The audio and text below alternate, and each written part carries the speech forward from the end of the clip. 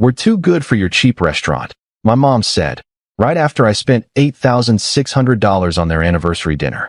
Then my dad added, "Double the budget and maybe we'll come." I said, "You're absolutely right." Then, I made sure she never had to lower her standards again by canceling the reservation next morning. Her tune changed when, "My name is Seth. I'm 30, the oldest kid, the designated driver, the one who remembers everyone's sizes and allergies, and still gets blamed when something is wrong. I'm the person my family hands the check to because you're good with money, which is mom code for you'll pay and won't make it awkward. I do data work, nothing flashy.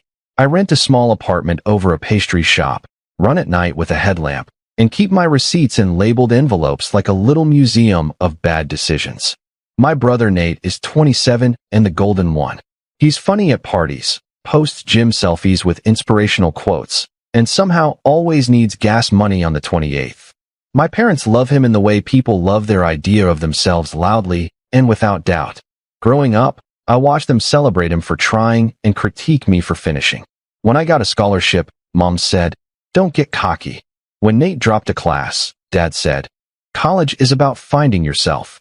When Dad dented my car backing out of the driveway, he said I should have parked less in the way. When Nate scraped his leased SUV, everyone signed the sympathy card. It wasn't violence. It was little cuts. 1,000 of them. I learned to say it's fine. I learned to show up early and leave late and make nice. The only time I didn't was the year I refused to spot Nate just until Friday. And Mom said in that low tone, meant to land soft and sting later, "We raised you to be generous." I heard the second sentence. She didn't say, "We raised you to be useful." This spring they decided to throw themselves a 35th anniversary party. We deserve something elegant. Mom texted, "Classy but not pretentious." Dad added, "Translation, lavish, but on my card." I told myself I'd handle it. Doing things right is my only party trick. I made spreadsheets. I called Venus. I compared per head costs and cork fees like I was negotiating peace. I scheduled a tasting at a quiet, beautiful place downtown. Warm wood, soft lighting, a chef who does magic with ordinary vegetables.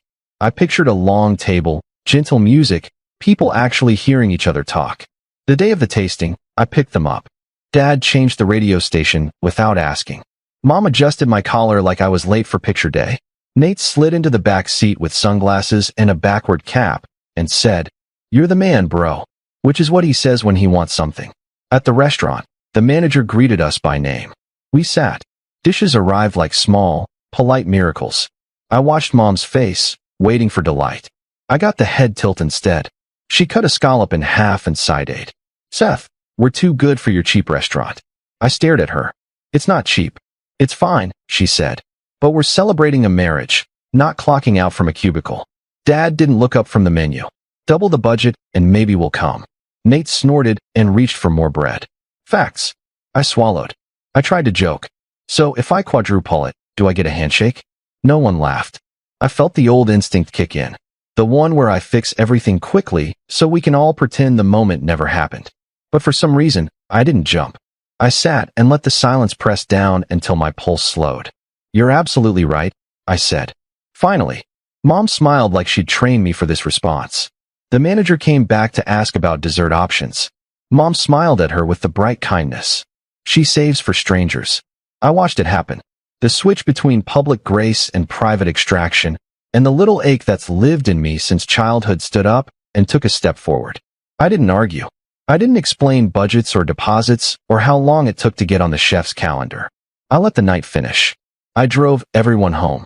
Mom patted my cheek in the driveway like I'd learned my lesson.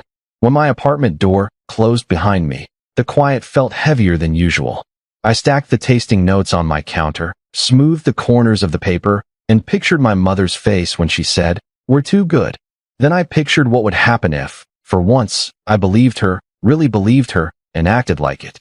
I brushed my teeth. I set my alarm. I slept without dreams. And in the morning, a different version of me put on coffee and made a call. This didn't start with restaurants. It started with birthday parties where Nate's cake had sparklers and mine had a candle that wouldn't light. It started with my 8th grade science fair ribbon being cute and Nate's JV benchwarming being commitment. It started with my first job at a grocery store responsible and Nate's first job at a gym networking. Same outcomes, Different stories. They taught me early what my role was. If there was a bill on the table and a silence in the room, I was the silence breaker. If the printer jammed, I was the fixer. If someone needed to read the fine print, I was the eyes. By 22, I'd paid for 2 of Nate's online classes because the school messed up his aid. At 24, I covered a tow truck because his card glitched. At 26, I co-signed a lease and then swallowed late fees like vitamins. Each time came with promises. Friday, bro. Next week for sure. I'll Venmo you tonight. He Venmo'd me a pizza emoji once. It wasn't funny. Mom frames it as family loyalty. We share, she says, which always means I distribute. Dad frames it as respect. A man handles his business, which somehow translates to me handling everyone else's. The math is obvious. The language they use to fog it up is the art. By 28, I had savings, not because I made a lot, but because I didn't go out. I brought lunch from home. I wore my sneakers until the tread was just a rumor. When I bought a used car outright, Mom said, "So practical." Then asked if I could cover Nate's new tires. I said no, and she looked at me like I'd insulted her values. When they announced the anniversary plan, it came wrapped in nostalgia and obligation. 35 years isn't nothing, Dad said. We want the family together, Mom added. And the word want already carried a price tag. I volunteered early, because I've learned that's better than being volunteered later. I set a realistic budget. I ran the numbers. Room fee, food per head, service, tax, tip. I built in columns for contingencies, left space for the inevitable extra guest. Like Vince's mom, who always sneaks in last minute to make herself look connected. I called the downtown place because honestly, it's lovely. Farmers know the chef by name, and the wine list has notes like stone fruit, without being pretentious. The manager was kind. We went over dates. She warned me weekends book out months ahead. I put down a deposit to hold a Saturday, $600, more than I liked seeing leave my account, but still within my spreadsheet. It stung. It also felt adult. I thought, foolishly, that doing something big and generous might reset the family story about me. It never does. I know that, but I still try. Then came the tasting. The scallop, the sigh, the sentence that sits in my mouth like rust. After we left, Mom got chatty in the group text she uses like a megaphone. Everyone, dinner tasting was fine, but we want something more upscale. Then came a string of photos. A ballroom, ice sculptures shaped like swans. This is classy, she wrote. Seth will find something like this.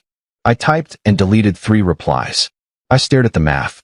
That ballroom starts at $350 per head before drinks. Overtime charges apply if you go past 10 p.m., which my family always does, because they perform best when everyone is tired and too polite to leave. The initial $8,600 would be non-refundable if I canceled less than 14 days out. We were on day 13. I called Mom. We already have a reservation, I said. We already paid a deposit. Paid? She repeated, like the word was a stranger at her door. We haven't even decided. I did, I said. It fits the budget. She laughed. Sweetie, budgets move. The point of an anniversary is to feel like you've arrived. Dad got on speaker. Double the budget and maybe we'll come. Nate chimed in. I got fitted for a tux already, so like, don't mess around. I closed my eyes. Can we talk about who is paying? Silence. Then, Mom, it's tacky to nickel and dime family events. What's tacky? I said. Is acting like the card you're not holding is community property. A pause. Then her soft voice, the one she uses for the worst things. I'm worried about you, Seth. You hold money so tight. It's unhealthy. After that call, texts dripped in one by one. Aunt Mia, your mother says you're making everything complicated. Cousin Julia, can I bring my boyfriend? He eats a lot. Haha. Grandma's caretaker, your mom asked me to ask you to book a pianist. She said, you understand what's tasteful. The next afternoon, Mom called with a new plan. Your father found a place. Waterfront. Very Hamptons. We don't live near the Hamptons. You know what I mean. What's the price? Don't be negative. If it's more than triple, I can't. You can, she said, not unkindly. You just won't. Dad texted a thumbs up emoji. Nate sent a meme of a guy throwing money. Vibes, bro. That night, I looked at my spreadsheet, then at my wall, then at the life I've built. Quiet, steady, repetitive. I thought about all the other times I said yes, paid, and then sat invisible while everyone complimented my mother's taste that I thought about last Christmas when I bought gifts for 9 people and got a travel mug in return. Mom said, "You love coffee." I thought about the year I repaired their roof after a storm, and Dad said, "Took you long enough." The pattern isn't subtle. The bait is always the same. Love, pride, family. The hook is always the same. Money, time, compliance. And underneath it all is that little sentence Mom says when I hint at a boundary. Don't make this ugly. They make it ugly. I clean it up. Lying in bed, I did the math again. And then I felt it. A strange, steady calm. If I believed her, if I believed we were too good for the place I booked, then the honest thing would be to make sure she never had to lower her standards again. So I set my alarm for 7:30, put my phone on Do Not Disturb, and slept out. I woke before the alarm, made coffee, watched the steam rise and vanish. Then I called the restaurant. "Hi," I said when the manager answered. "This is Seth. I booked the 35th anniversary on the 14th. I need to cancel." She was kind, which made it worse. "I understand. Your deposit is partially refundable, up to 80% if we fill the date. We usually do. I'll do my best." I thanked her too many times. Hung up. Felt a little lightheaded, like I'd jumped off a low step and my knees hadn't caught up. Then I drafted a message. Simple. Not a speech. Not a manifesto. Just cleared at 8:04 a.m. I sent it to the family group. Morning. I canceled the reservation. If you want a different venue, you'll need to book and pay for it yourselves. I'll attend if it's within walking distance of my budget and my boundaries that I pinged a few times. Then silence. I got ready for work. 8:19. The first call came.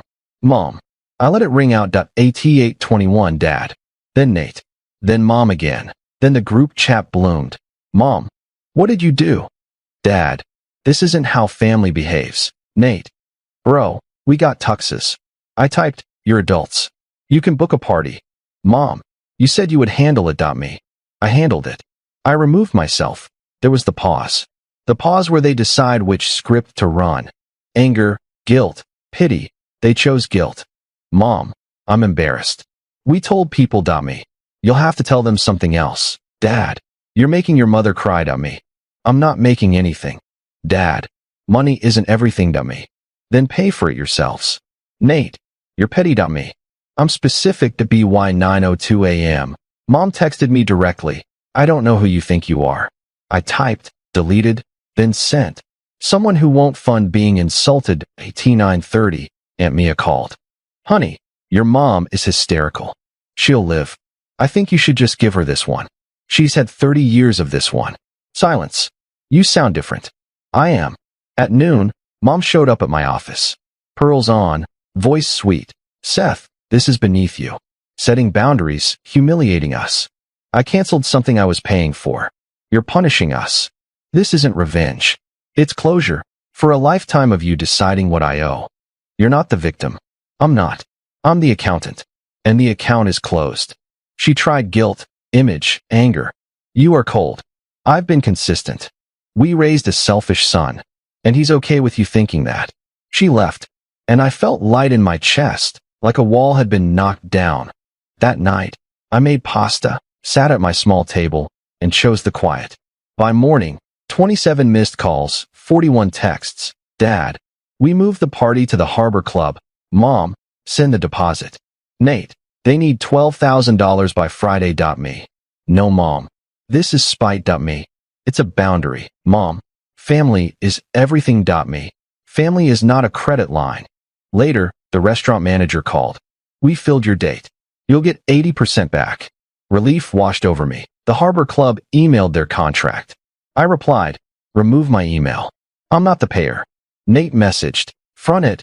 I'll cover barred. Me. What you're offering to cover is the part you'll consume. Nate. Low blow. Me. True blow. Aunt Mia tried again. Maybe half, or the photographer. Just so it doesn't look like she didn't finish. Maybe they can't pull it off, I said. And maybe that's okay. The week before, Mom launched her campaign. Extended family, neighbors, even the church lady. All got the story where I abandoned them before a sacred milestone. I got screenshots. Is this true? Why would you do that to your parents? I didn't reply.